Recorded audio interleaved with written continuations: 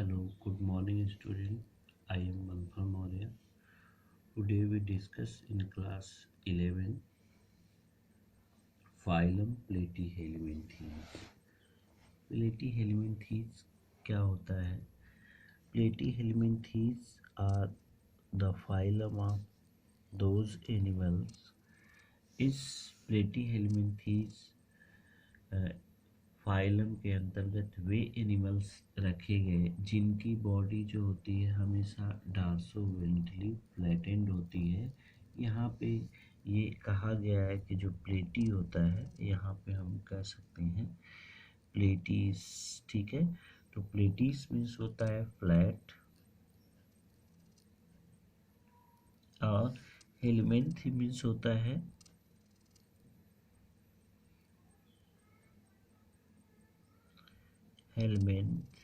Helminth means होता है worm.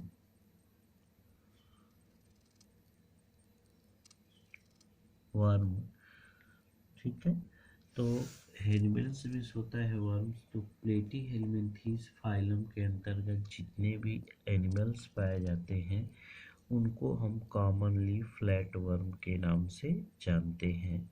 तो इसको हम कह सकते हैं it is commonly known as flat worm।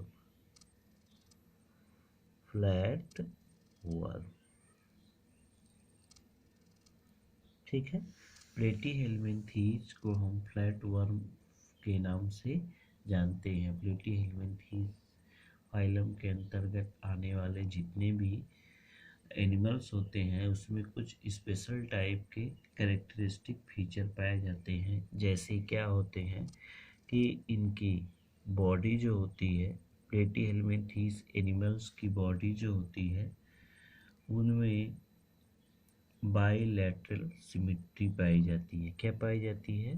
Bilateral.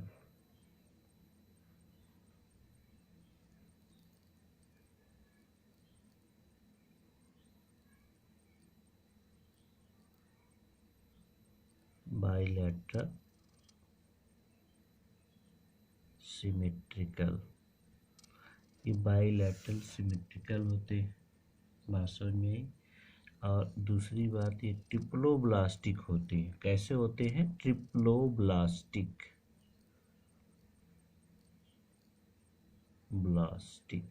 यानी इनकी बॉडी वॉल जो होती है वो 3 लेयर की बनी होती है और बॉडी वॉल इनकी 3 लेयर की बनी होती है, इसलिए इसको हम ट्रिप्लोब्लास्टिक के नाम से जानते हैं।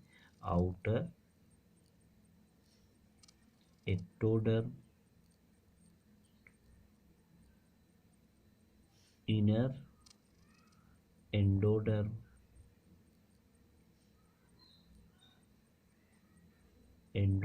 और इनके बीच में एक लेयर का डेवलपमेंट हो जाता है जिसको हम कहते हैं mesoderm. Ectoderm, mesoderm and endoderm. तो इनकी बॉडी में 3 लेयर हो जाती है। First animal phyla that have, ये फर्स्ट ट्रिप्लोब्लास्टिक एनिमल्स होते हैं। यहाँ पे हम लिख सकते हैं फर्स्ट ट्रिप्लोब्लास्टिक एनिमल। पूरे एनिमल में ये सबसे पहले ट्रिप्लोब्लास्टिक एनिमल्स के नाम से जाने गए। इनमें ऑर्गन लेवल का बॉडी ऑर्गेनाइजेशन पाया जाता है। बॉडी ऑर्गेनाइजेशन जो इनका होगा, बॉडी ऑर्गेनाइजेशन, इनकी बॉडी की जो बनावट होती है वो ऑर्गन लेवल की होती है। ऑर्गन लेवल का इसमें क्या पाया जाता है? बॉडी ऑर्गेनाइजेशन ऑर्गन लेवल की होती है। इनकी बॉडी या इस फाइलम की जो बॉडी होती है डार्सोवेंट्रली फ्लैटेंड होती है। क्या होती है? बॉडी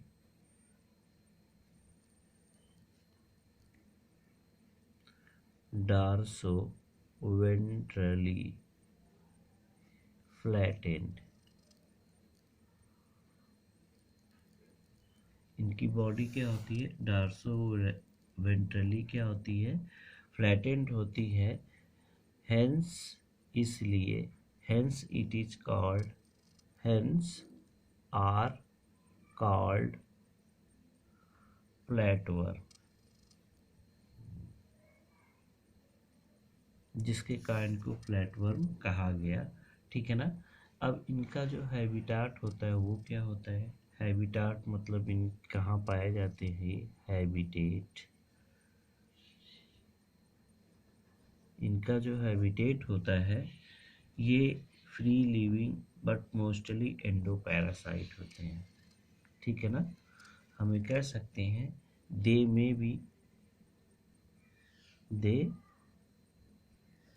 बी फ्री लिविंग, ये फ्री लिविंग भी होते हैं बट मोस्टली ये कैसे होते हैं, पैरासाइट होते हैं या एंडो पैरासाइट होते हैं। क्या होंगे, एंडो पैरासाइट। तो इनके जो एनिमल्स होते हैं उनका हैबिटाट ये फ्री लिविंग भी हो सकते हैं और ये एंडो पैरासाइट होते हैं। Endo parasite found in animals body including human beings. ठीक है ना। तो अब ये चीज़ आपको पता चली कि अब इनकी बॉडी जो डार्सोवेंट्रली फ्लैटेंड बॉडी होती है, लीफ लाइक होती है, तो वो एज लाइक एग्जाम्पल के तौर पर जो इनकी बॉडी होती है डार्सोवेंट्रली फ्लैटेंड होती है, लीफ लाइक होती है, तो वो फैसियोला में पाई जाती है, जिसको हम लीवर फ्लूक के नाम से जानते हैं। किसको कहते हैं, फैसियोला।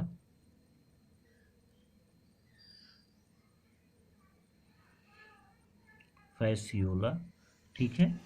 और इसमें इसको हम लीवर फ्लूक के नाम से जानते हैं। Leaf like structure, tapeworm इसमें आता है, जिसको टेनिया भी कहते हैं। Body are tape like, body are tape like, tape like, इसको हम क्या कहेंगे, टेनिया कहेंगे। टेनिया सोलियम इसके अंतर्गत आता है। ठीक है ना। बॉडी जो होती है unsegmented or pseudo metamerically segmented.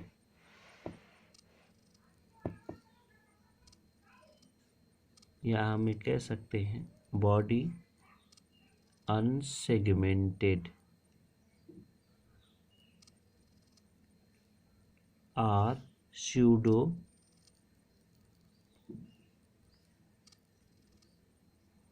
Metamerically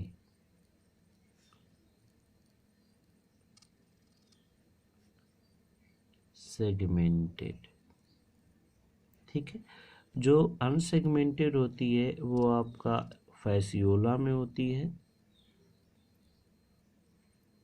और टेनिया में जो होती है ये टेनिया में आ जाएगा। टेनिया में इनकी जो बॉडी होती है वो स्यूडो मेटामेरिकली, यानी इसमें सेगमेंट तो पाए जाते हैं लेकिन वो स्यूडो होते हैं, फॉल्स होते हैं। तो इनमें जो है बॉडी विदाउट सीलोम, इसमें सीलोम क्या होता है, एब्सेंट होता है। यहाँ हम कह सकते हैं सीलोम आर एब्सेंट। इनमें जो सीलोम होता है, बॉडी कैविटी क्या होती है, वो एब्सेंट होती है। डाइजेशन कैसे होता है इस एनिमल्स में, इन एनिमल में जो डाइजेशन होता है, और इस फाइलम के जितने भी एनिमल्स पाए जाएंगे सारे एनिमल का जो डाइजेशन होता है वो कैसा होता है। तो हमें बता दें आपको कि इनमें जो डाइजेशन होता है इनकम्प्लीट डाइजेस्टिव सिस्टम पाया जाता है। यहाँ हम कह सकते हैं इनकम्प्लीट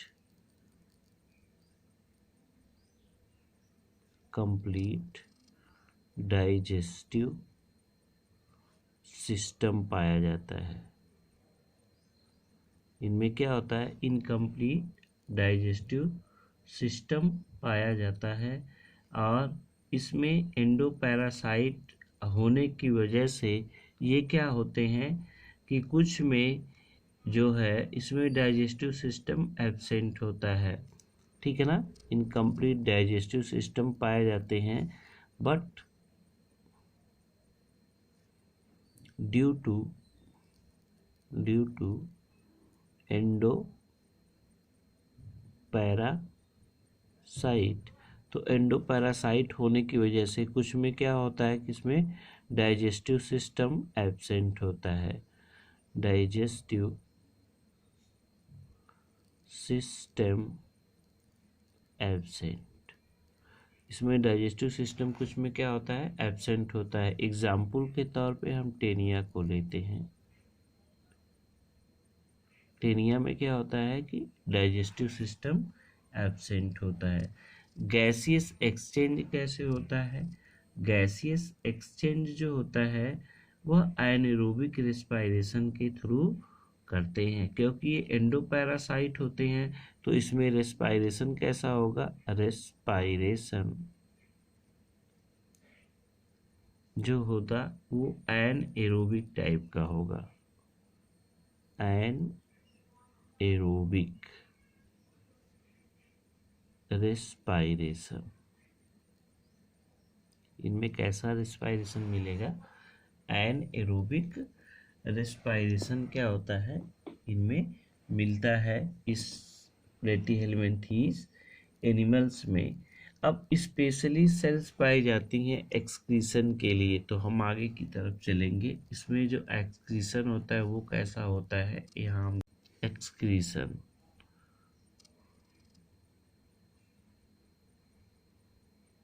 ठीक है ना। एक्सक्रीशन के लिए इसमें एक स्पेशल काइंड की सेल्स पाई जाती है और उस स्पेशल टाइप की सेल्स को हम फ्लेम सेल्स या प्रोटोनेफ्रीडिया के नाम से जानते हैं। यहाँ पे एक्सक्रीटरी ऑर्गन्स जो होते हैं वो एब्सेंट होते हैं, तो एक्सक्रीशन के लिए स्पेशल काइंड की सेल्स पाई जाती है जिसको हम फ्लेम सेल्स प्रोटोनेफ्रीडिया या उसी फ्लेम सेल्स का दूसरा नाम होता है, यहाँ पे हम कह सकते हैं प्रोटोनेफ्रीडिया पाई जाती हैं। तो इसमें जो सेल्स होती हैं उसको हम एक्सक्रीटरी सेल्स होती हैं, वो फ्लेम सेल्स होती हैं या प्रोटोनेफ्रीडिया सेल्स होती हैं। और ये हेल्प किस में करती हैं कि इनके एक्सक्रीशन में करती हैं, help in excretion and osmoregulation. ये किस में मदद करती हैं, एक्सक्रीशन में और ऑस्मो रेगुलेशन में ये क्या करती हैं, हेल्प करती हैं, ठीक है। अब हम कह लें इसमें रेस्पिरेशन हो गया। लोकोमोशन कैसा होता है, तो लोकोमोशन एंडोपैरासाइटिक फॉर्म होने के कारण से इनमें स्पेशल टाइप का लोकोमोशन सिस्टम नहीं पाया जाता है, तो लोकोमोटरी ऑर्गन्स जो है नो स्पेशल लोकोमोटरी स्ट्रक्चर, इसमें किसी भी प्रकार का लोकोमोटरी स्ट्रक्चर नहीं पाया जाता है। तो लोकोमोशन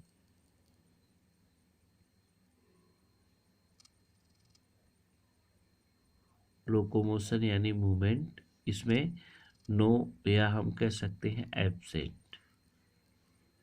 इसमें क्या होता है, जनरली ये एब्सेंट होते हैं।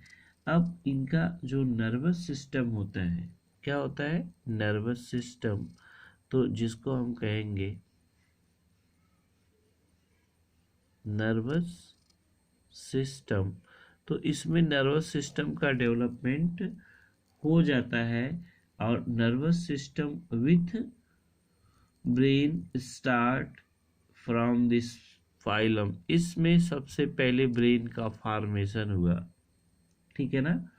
तो इस brain start for this phylum, यानी इसमें सबसे पहले क्या हुआ कि ब्रेन का फॉर्मेशन हुआ, यानी हम कह सकते हैं कि नर्वस सिस्टम प्रेजेंट होता है। First brain animals, first brain animal, यानी इन एनिमल्स में सबसे पहले ब्रेन का फॉर्मेशन हुआ। और फिर इसमें जो रिप्रोडक्शन होता है, रिप्रोडक्शन में इसके सेक्सेस जो होते हैं वो सेपरेट भी हो सकते हैं, नॉन सेपरेट भी हो सकते हैं। तो जनरली इसमें मेल और फीमेल दोनों रिप्रोडक्टिव पार्ट एक ही में पाए जाते हैं। तो यहाँ पे हम ये कह सकते हैं कि इनमें रिप्रोडक्शन कैसा होता है, रिप्रोडक्शन। तो इनमें रिप्रोडक्शन कैसा होता है, जनरली सेक्सुअल रिप्रोडक्शन और एसेक्सुअल रिप्रोडक्शन दोनों मिलता है। एसेक्सुअल, तो एसेक्सुअल रिप्रोडक्शन जो मिलता है वो प्लेनेरिया में मिलता है, प्लेनेरिया, ठीक है। और वो भी कौन सा, रीजनरेशन, रीजनरेशन। एसेक्सुअल रिप्रोडक्शन इसमें कैसा होता है, रीजनरेशन वाला एसेक्सुअल रिप्रोडक्शन होता है। और किस में पाया जाता है, प्लेनेरिया एनिमल्स में होता है। प्लेनेरिया इस टाइप का एनिमल्स होता है। ऐसे इस फाइलम में सबसे पहले आई का भी फॉर्मेशन हुआ था, ऐसे इसको हम प्लेनेरिया कहते हैं। तो ऐसे ही प्लेनेरिया एनिमल्स होता है, ठीक है। फिर इसके बाद इसमें जो सेक्सुअल रिप्रोडक्शन होता है वो पाया जाता है। सेक्सुअल रिप्रोडक्शन भी पाया जाएगा, सेक्सुअल रिप्रोडक्शन, सेक्सुअल रिप्रोडक्शन भी क्या होता है, इसमें पाया जाता है। और इनमें जो फर्टिलाइजेशन होता है वो इंटरनल होता है, फर्टिलाइजेशन इंटरनल पाया जाता है, यानी बॉडी के अंदर होता है, इंटरनल, ठीक है। तो हमें कह सकते हैं सेक्सुअल रिप्रोडक्शन क्या होता है, प्रेजेंट होता है, पाया जाता है, ठीक है। फर्टिलाइजेशन इंटरनल होता है। और फिर इसके बाद डेवलपमेंट थ्रू लार्वल स्टेज, तो इसका जो डेवलपमेंट होता है इनडायरेक्ट होता है, डेवलपमेंट इनडायरेक्ट, इनडायरेक्ट होता है। और इसमें मेनी लार्वल स्टेज पाई जाती है, ठीक है ना। तो इसका एग्जाम्पल हम लिख सकते हैं कि इसका एग्जाम्पल है जैसे प्लेनेरिया, प्लेनेरिया। दूसरा है फैसियोला, फैसियोला, इसको लीवर फ्लूक के नाम से जानते हैं, लीवर फ्लूक,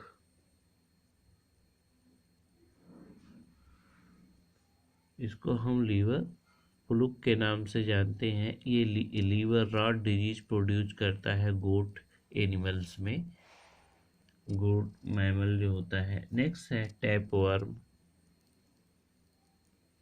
टेप वर्म, इसको हम टेनिया के नाम से जानते हैं। क्या कहते हैं इसको, टेनिया,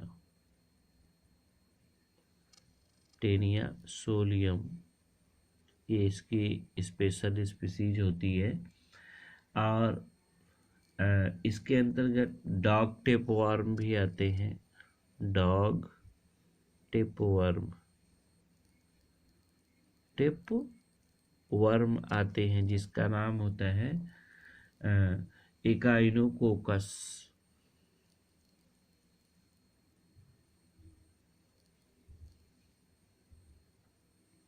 इकाइनोकोकस,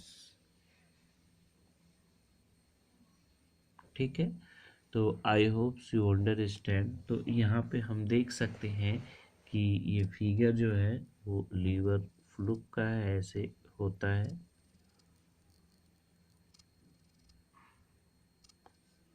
ठीक है। ये इसका माउथ वाला पोर्शन होता है,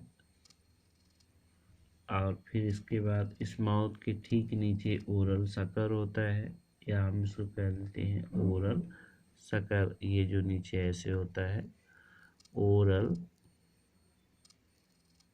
सकर होता है। ये पोर्शन जो होता है वो जेनाइटल एट्रियम कहलाता है। यहाँ पे जेनाइटल एट्रियम,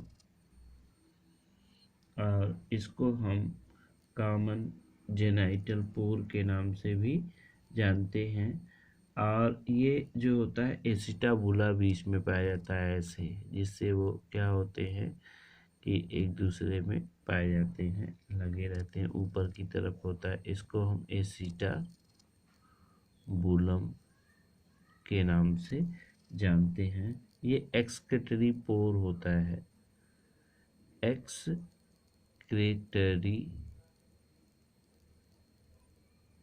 पोर कहलाता है। तो ये सारी चीज़ें हैं, ठीक है ना। और यहीं पर एक और छिद्र होता है जिसको हम जेनाइटल पोर के नाम से जानते हैं, कॉमन जेनाइटल पोर। यहाँ पर एक और छिद्र होता है जिसको कॉमन जेनाइटल पोर कहते हैं। तो ये लीवर प्लूक का स्ट्रक्चर है, और टेनिया सोडियम का स्ट्रक्चर कुछ इस प्रकार से होता है, और टैप लाइक होता है, फीते के आकार का। इसीलिए हम इसको टेप वर्म के नाम से जानते हैं। इसकी बॉडी कुछ इस प्रकार से होगी, ऊपर की तरफ नैरोवर होती है, फिर जैसे जैसे नीचे आती है वो क्या हो जाती है, थोड़ी सी ऐसे बेंड हुई होती है। तो टैप लाइक होती है, पूरी बॉडी डॉर्सोवेंट्रली फ्लैटेंड होती है। तो I hope you understand phylum platyhelminthes. Next day next phylum are described.